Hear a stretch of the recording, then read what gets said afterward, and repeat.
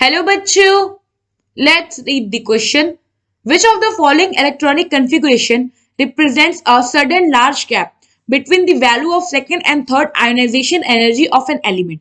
Option A 1s2 2s2 2p3. Option B 1s2 2s2 2p6 3s2 3p3.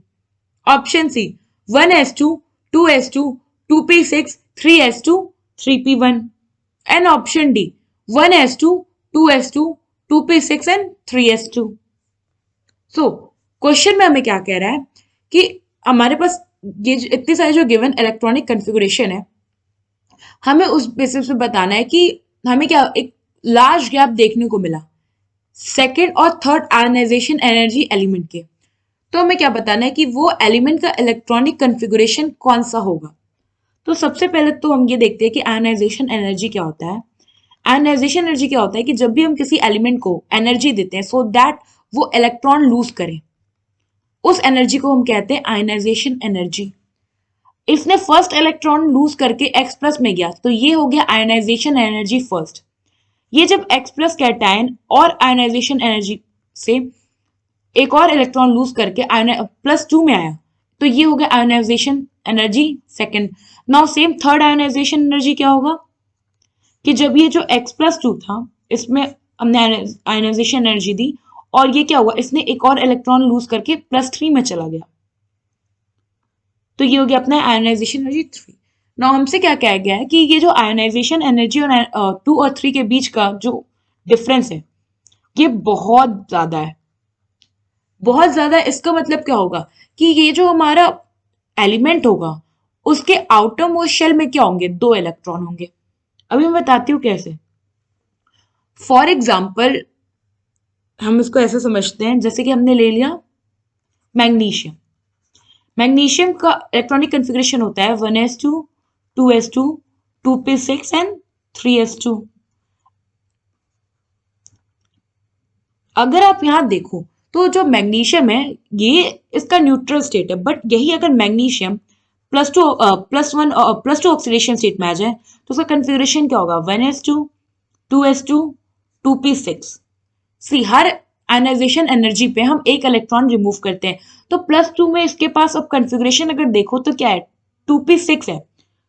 इसका जो overall configuration अगर आप देखो तो ये आपको नियॉन का कॉन्फ़िगरेशन याद नहीं दिला रहा है।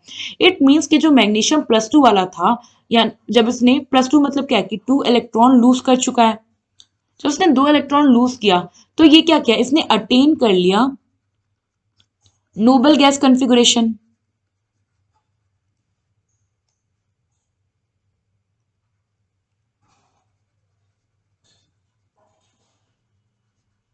और हमें पता है कि कोई भी एलिमेंट यही चाहता है कि वो नोबल गैस कॉन्फ़िगरेशन को अटेन कर ले और अपने आप को बहुत ज्यादा स्टेबल बना ले। सेम यही चीज हमें यहाँ देखने को मिलती है क्योंकि इस पे आउटर मोस्ट शेल में दो इलेक्ट्रॉन थे तो इसने क्या किया, इजिली उन दोनों इलेक्ट्रॉन को रिमूव कर दिया ताकि ये नोबल गैस कॉन्फ़िगरेशन अटेन कर ले। और जब थर्ड इलेक्ट्रॉन आप लूज करोगे तो आपको इस टू पे सिक्स के इलेक्ट्रॉन को निकालना होगा जो कि नोबल गैस कॉन्फ़िगरेशन को आप क्या कर रहे हो, डिस्टर्ब कर रहे हो। इसलिए आपको ज्यादा से ज्यादा एनर्जी देनी पड़ेगी। So the sudden the sudden large gap between the values of second and third ionization energy of element is because after losing two electron it has acquired stable configuration।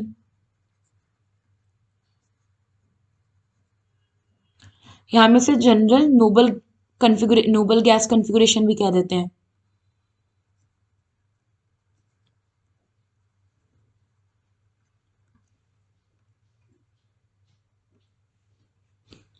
So in order to remove third electron,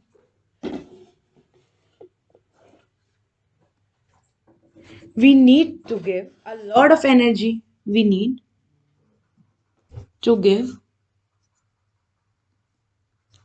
lot of energy.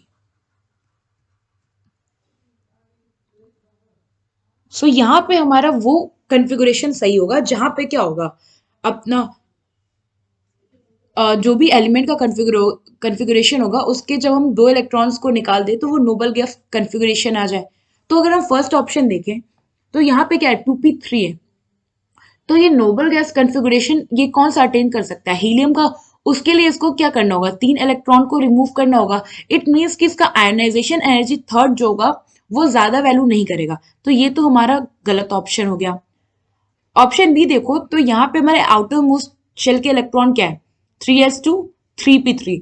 तो यहाँ से भी क्या होगा, अगर हमें noble gas configuration अपना ये करना है तो यहाँ से हमें ऑलरेडी 5 इलेक्ट्रॉन इसको लूज करना पड़ेगा। तो ये क्या करेगा, ये लूज करने की जगह इजिली लूज करेगा, क्योंकि अब इसको कन्फिगरेशन तो अटेन करना है ना, यानी कि अप टू 5 आयनाइजेशन एनर्जी तक इसमें कोई भी ज्यादा गैप देखने को नहीं मिलेगा आयनाइजेशन एनर्जी की वैल्यूज पे। तो ये भी हमारा ऑप्शन इनकरेक्ट है। नाउ सी देखो आप, तो इसमें क्या है, 3s2 3p1। पी वाला भी इजिली रिमूव हो जाएगा, एस वाला भी इजिली रिमूव हो जाएगा ताकि नोबल कन्फिगरेशन ले ले। तो यहाँ पे क्या होगा, आयनाइजेशन एनर्जी 3 क्या होगा, कम वैल्यू की ही होगी एज कंपेयर विद 2 एंड 1। तो बचा वो हमारा डी। डी में अगर आप देखो तो क्या है, 3s2 है इट, और फिर क्या है 2p6 इससे पहले। इट मीन्स क्या है, ये दो इलेक्ट्रॉन को इजिली रिमूव कर देगा और नोबल गैस तुरंत से मिल जाएगा, नोबल गैस कन्फिगरेशन। बट अगर हम और इलेक्ट्रॉन निकालेंगे तो क्या होगा, हमें ज्यादा एनर्जी देना पड़ेगा क्योंकि हम नोबल गैस कन्फिगरेशन को डिस्टर्ब करेंगे। सो यहाँ पे हमारा ऑप्शन डी जो होगा वो करेक्ट ऑप्शन होगा। आई होप आपको क्वेश्चन समझ में आया होगा। Thank you.